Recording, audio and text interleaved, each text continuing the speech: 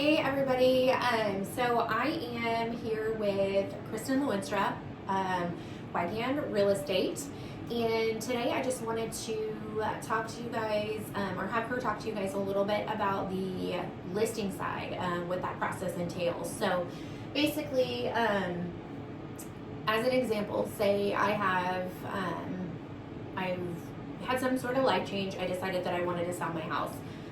So if I came to you and said, you know, this is happening, we need to relocate, we want to sell our house, what would that process look like?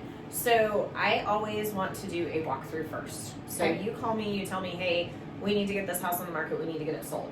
Great, that sounds fantastic. Let's schedule a walkthrough.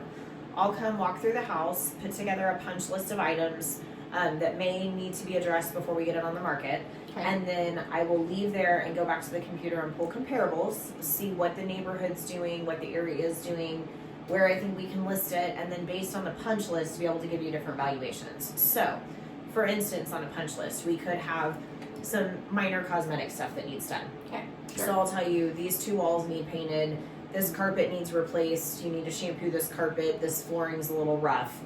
If you take care of those things and get those done, here's the price we can list it for.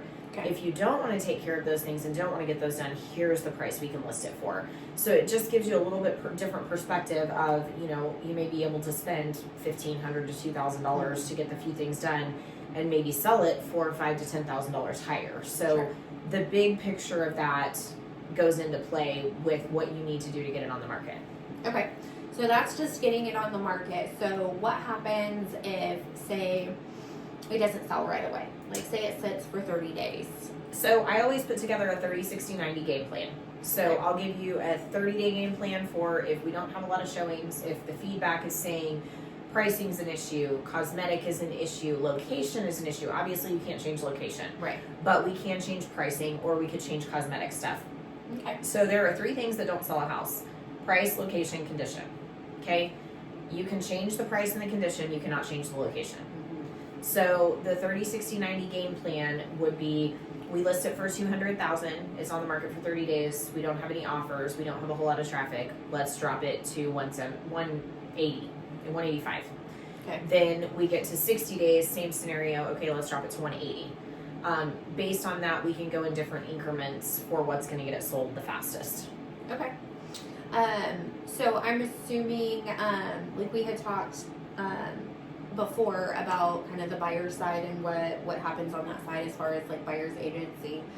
What does a seller have to sign? Can you give any So a seller signs a listing agreement. Okay. Depending on the agent. Some agents do 90 days, some agents do 6 months, some agents do a year.